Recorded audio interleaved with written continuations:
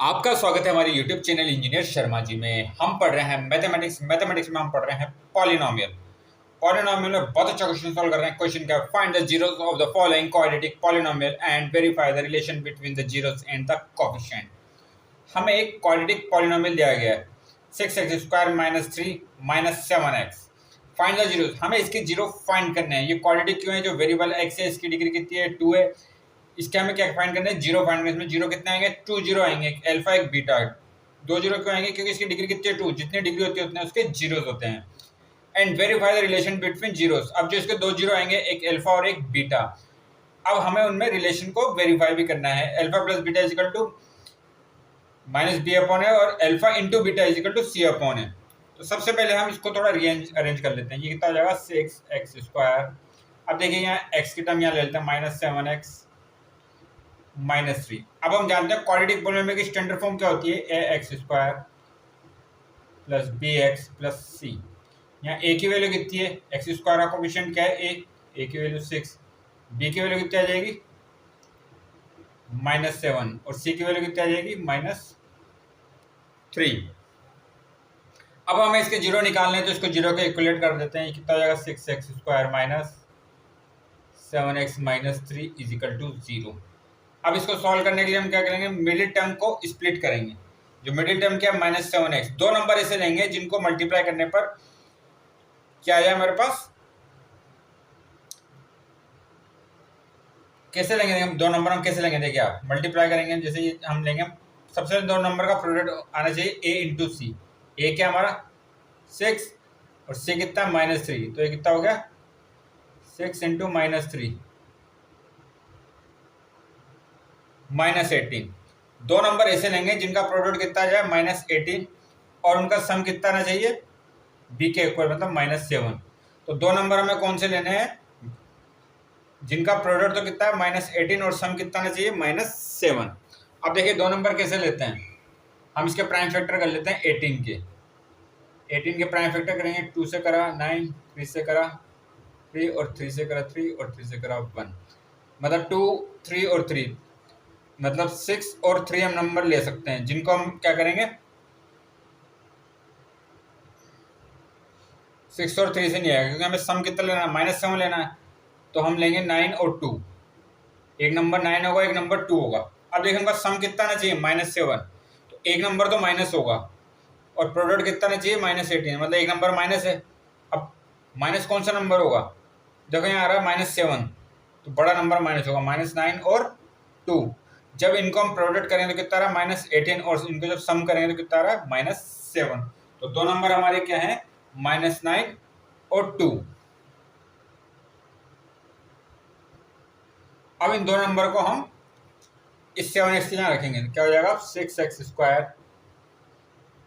7x -3 = 0 था। तो दो नंबर क्या है हमारे पास? 6x² - 9x + 2x -3 = 0। अब देखिए दो नंबर में क्या रखे? -9 और प्लस का 2। इन दोनों को सोल्व करने में -9x + 2x कितना बन रहा है? -7x। यहाँ से कॉमन क्या रहा है? यहाँ से हम कॉमन ले सकते हैं 3x। तो यहाँ क्या बचेगा? 2x -3 और यहाँ से हम +1 कॉमन लें तो क्या बचेगा? 2x -3 = 0। अब 2x -3 कॉमन लेंगे तो क्या बचेगा? 3x + 1 = 0। अब दो नंबर हैं, दोनों का प्रोडक्ट कितना है? 0। पहले इस नंबर को 0 करते हैं, या तो ये 0 होगा या फिर ये 0 होगा। पहले इसको हम 0 करते हैं। कितना है? 2x -3 = 0। तो ये कितना हो जाएगा? 2x = 3।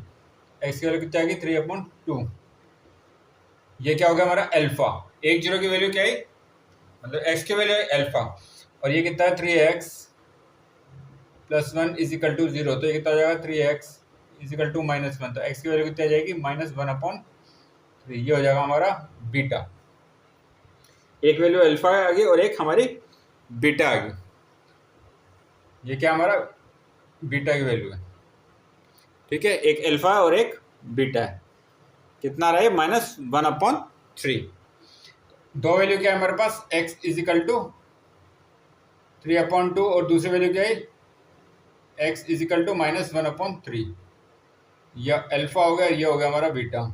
अब हम रिलेशन जानते हैं। रिलेशन क्या होता है? Alpha plus beta. Minus B upon A. Alpha की वैल्यू कितनी है हमारे पास 3/2